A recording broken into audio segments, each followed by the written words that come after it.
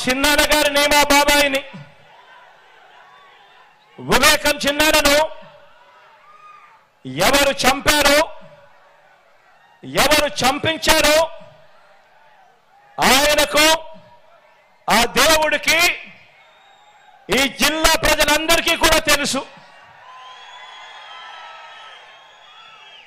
కానీ బురద జల్లేందుకు ఇద్దరు చెల్లెమ్మలను ఎవరు పంపించారో వారు వెనకాల ఎవరు ఉన్నారో మాత్రం మీ అందరికీ కూడా రోజు కనిపిస్తూనే ఉంది. ఇంకా ఆశ్చర్యం ఏమిటో తెలుసా? ఇంకా ఆశ్చర్యం ఏమిటి అనంటే వివేకం చిన్నాన్నను అతి దారుణంగా చంపి అవును నేనే చంపాను అని అతి హేయంగా బహిరంగంగా చెప్పుకుంటూ తిరుగుతా ఉన్న హంతకుడు, ఆ హంతకుడికి మద్దతిస్తా ఉన్నది ఎవరో కూడా మీరంతా కూడా రోజు చూస్తా ఉన్నారు. ఆ చంపినోడు ఉండాల్సింది జైల్లో, కానీ ఆ చంపినోడికి మద్దతిస్తూ నేరుగా నెత్తిన పెట్టుకొని మరీ మద్దతిస్తా ఉన్నది ఈ చంద్రబాబుకు సంబంధించిన ఎల్లో మీడియా, ఈ చంద్రబాబు మనుషులు. వీరి మద్దతు కోసం రాజకీయ స్వార్థంతో తప్పించిపోతా ఉన్న ఒకరిద్దరు నా వాళ్ళు.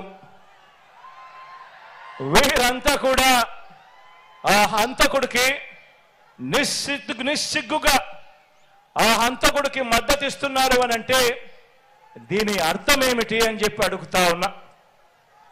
చిన్నాన్నను అన్యాయంగా ఎమ్మెల్సీ ఎన్నికల్లో ఓడించిన వారితో ఈరోజు చట్టాపట్టాలు వేసుకొని తిరుగుతున్నారు అని అంటే దాని అర్థం ఏమిటి అని అడుగుతా ఉన్నా.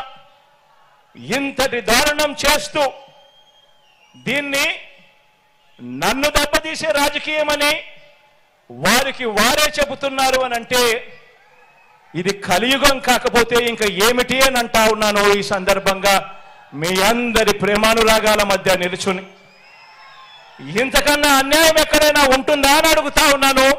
మీ అందరి ప్రేమానురాగాల మధ్య నిలుచుని ప్రజల మద్దతు లేని బాబు చేస్తా ఉన్న ఈ నీచ రాజకీయంలో ఎవరు ఎటువైపున ఉన్నా కూడా నేను మాత్రం ప్రజల పక్షమే అని చెప్పి ఈ సందర్భంగా గర్వంగా చెప్తా ఉన్నాను. ఆ దేవుడు, ఆ ప్రజలు వీరిద్దరినే నమ్ముకున్న ధర్మాన్ని, న్యాయం వీటి రెండింటినీ నేను నమ్ముకున్నాను. ఈ రోజున నన్ను, మనందరి ప్రభుత్వాన్ని టార్గెట్ చేస్తా ఉన్న వారికి, ప్రజలకు మంచి చేసిన చరిత్ర ఎక్కడా కూడా లేదు. మనకు వంచిన చరిత్ర ఎక్కడా కూడా కనిపించదు. మనలో తేడా గమనించమని అడుగుతా ఉన్నా.